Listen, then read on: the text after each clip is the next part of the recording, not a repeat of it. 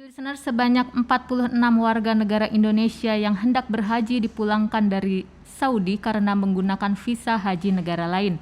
Puluhan orang yang sudah mengenakan kain ihram itu sempat mendarat di Bandara Internasional King Abdul Aziz sebelum dideportasi oleh pihak imigrasi Arab Saudi.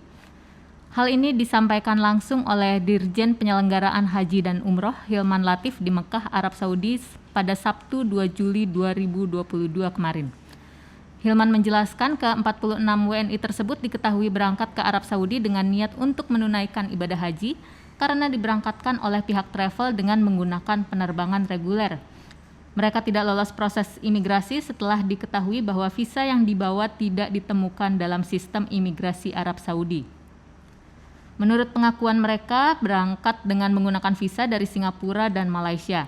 Karena tidak sesuai dengan ketentuan yang berlaku, maka pihak imigrasi Arab Saudi pun mendeportasi ke-46 WNI tersebut. Disinggung soal kemungkinan pihak Kemenak akan memproses kasus ini ke jalur pidana. Hilman menyebut pihaknya akan mendiskusikannya kembali dengan pihak yang berwenang.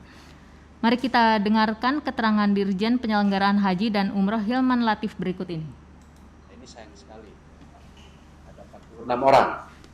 46 orang sudah sampai di sini, sudah menggunakan baju ihram dan datang tidak melalui PIHK. Jadi bukan travel yang biasa memberangkatkan jamaah haji khusus, ya, tetapi ini adalah travel biasa. Kemudian dokumen yang digunakan juga tidak sesuai dengan yang dipersyaratkan oleh Kerajaan Saudi Arabia. Karena itu sempat terdampar di bandara. Ya. Jadi visanya diperoleh dari negara lain, ya, menggunakan kuota negara lain, tapi berangkat dari Indonesia, tidak menggunakan juga travel, dan tentu saja karena tidak menggunakan travel atau PIHK yang resmi, maka mereka juga tidak laporan. Lalu bagaimana tindak lanjut dari Kementerian Agama menanggapi peristiwa 46 calon jemaah haji bervisa tak resmi dipulangkan ke tanah air ini?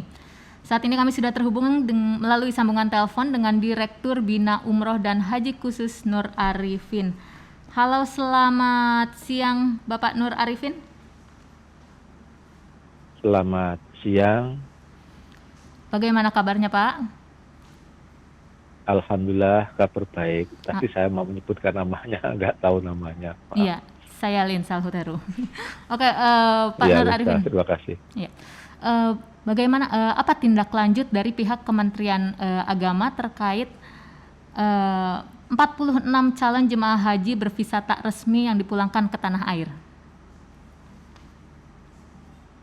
Baik, jadi setelah kemarin diproses kepulangan jamaah sebanyak 46 orang yang ternyata tidak didukung oleh dokumen resmi dan kemudian imigrasi Saudi menolak dan terpaksa dipulangkan, otomatis kami Kementerian Agama akan melakukan tindakan sesuai dengan regulasi.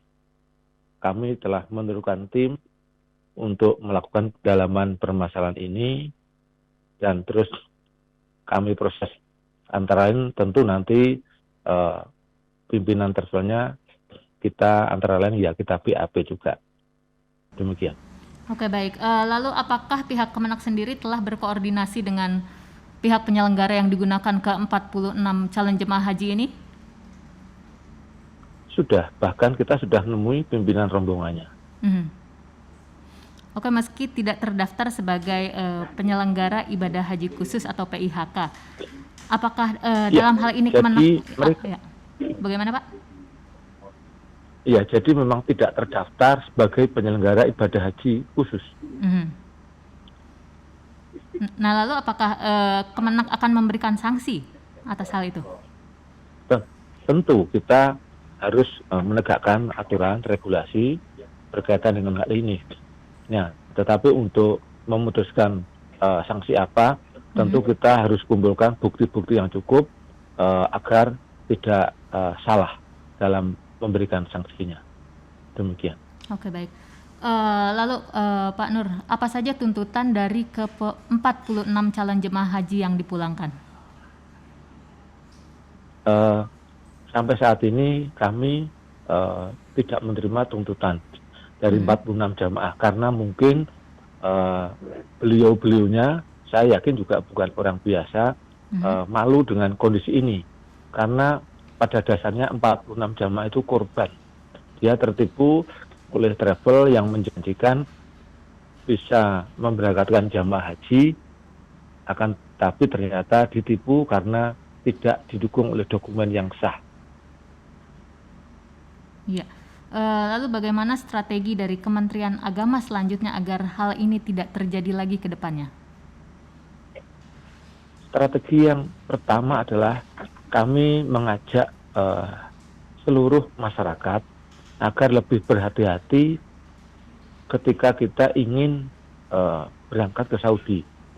Kami sangat memahami keinginan untuk berhaji itu memang impian semua orang Islam.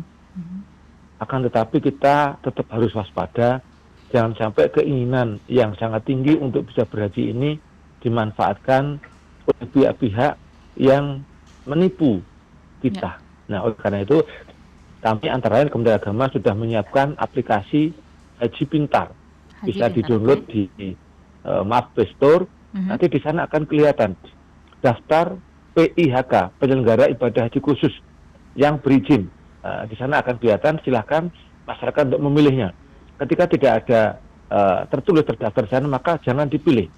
Ketika ada orang-orang yang menawarkan diri bisa memberangkatkan tapi ternyata tidak terdaftar, maka tolong jangan dipilih.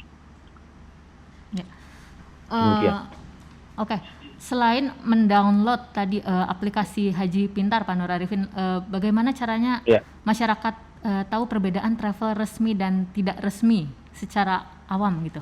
Bagaimana membedakannya? Kami beberapa kali juga sudah membuat siaran pers, baik rilis dalam naskah narasi tertulis maupun juga audio tentang harapan kami kepada masyarakat agar hati-hati, dan kami sampaikan kepada travel-travel yang tidak berizin PHK jangan melakukan pelanggaran.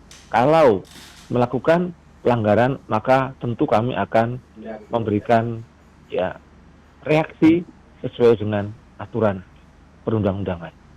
Karena menurut Undang-Undang Nomor 8 Tahun 2019 Haji Mujamalah harus diselenggarakan oleh PIHK, penyelenggara ibadah haji khusus.